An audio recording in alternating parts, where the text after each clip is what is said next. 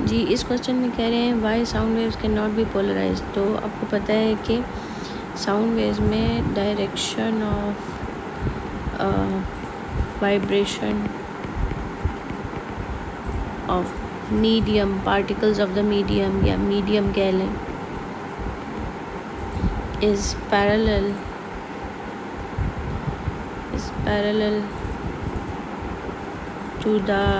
To direction of energy transfer. ठीक है जी, to direction of energy transfer. अब इसको समझना कैसे है कि क्या मतलब है कि बेसिकली आपका जो फ़िल्टर है, फॉर एग्ज़ाम्पल उसके अंदर यूँ उस फिल्टर का जो एक्सेस है वो ऐसे, यानी आपके उसके मॉलिक्यूल जो हैं वो ऐसे अलाइंड हैं, तो आपके वाइब्रेशन ऑफ द पार्टिकल जो है वो ऐसे along the direction of energy transfer है, एनर्जी इस तरह ट्रांसफ़र हो रही है। तो बाय ईदर वे आपकी जो एनर्जी है वो ट्रैवल कर जाएगी और कुछ भी एनर्जी का पोर्शन ब्लॉक नहीं होगा। तो साउंड वेव चूँकि लॉन्गिट्यूडनल है और लॉन्गिट्यूडनल में डायरेक्शन ऑफ वाइब्रेशन जो है वो parallel to the direction of energy transfer होती है, तो वो आपकी वाइब्रेशन आराम से फ़िल्टर में से पास कर जाएंगी, ब्लॉक नहीं होंगी।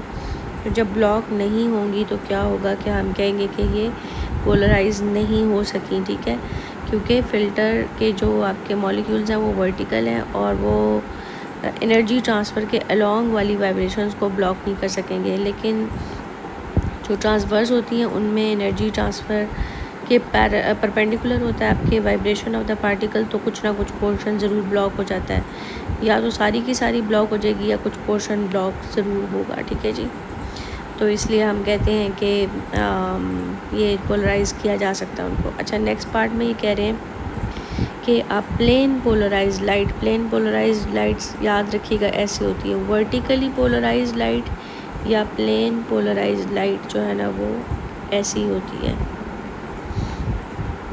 अच्छा, उसके बाद कह रहे हैं कि is incident on a polarising filter as shown in the figure, और intensity of light incident on the filter is I naught. Light is incident normally on the filter and the transmission axis of the filter is initially perpendicular to the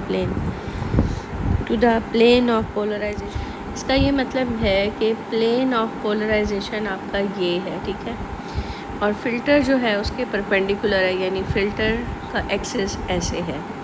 तो अगर ये situation है तो theta की value आपकी 90 degree बनी, क्योंकि theta क्या होता है, angle between the incident light and the plane of polarization.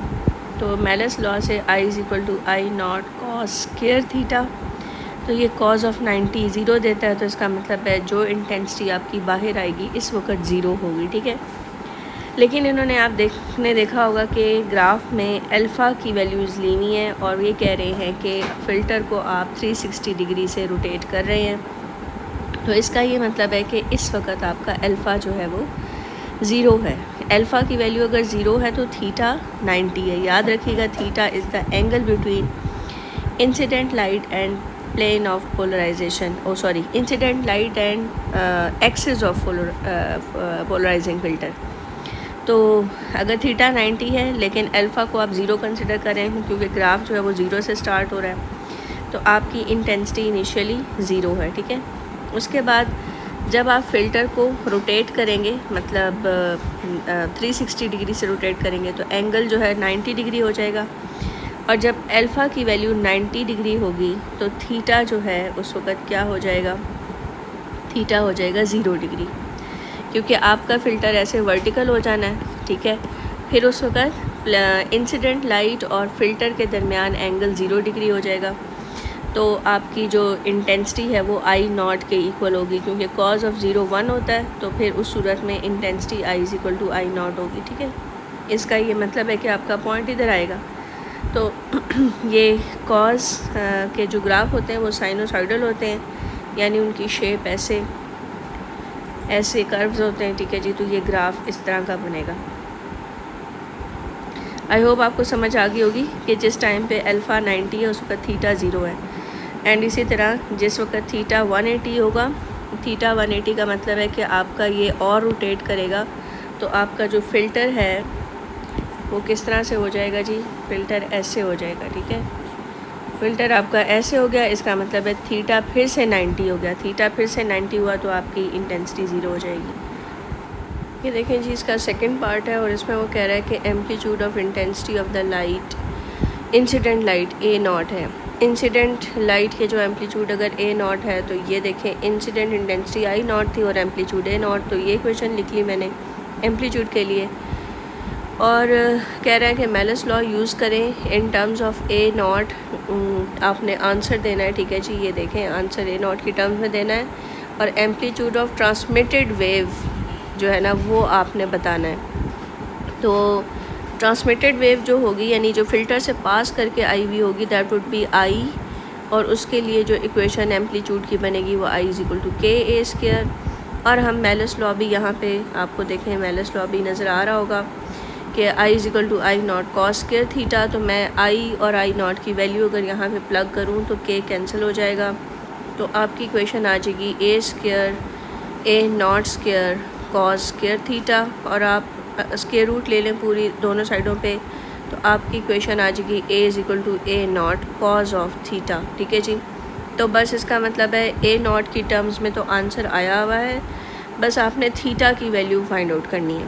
तो जी उन्होंने कहा कि अल्फ़ा जिस टाइम पे 20 हो तो तब आपने एम्पलीट्यूड बताना है, यानी एम्पलीट्यूड की वैल्यू बतानी है जब आपका अल्फ़ा 20 हो तो। लेकिन एक बात आपको मैंने पहले भी बताई कि जब आपका अल्फ़ा 0 था यानी आपका जो फ़िल्टर था वो ऐसे पड़ा हुआ था, ठीक है, तो उस वक़्त थीटा 90 डिग्री था। What is meant by theta, मैंने आपको पहले भी बताया कि इंसिडेंट लाइट और एक्सिस ऑफ फ़िल्टर के दरमियान जो एंगल होता है वो थीटा होता है।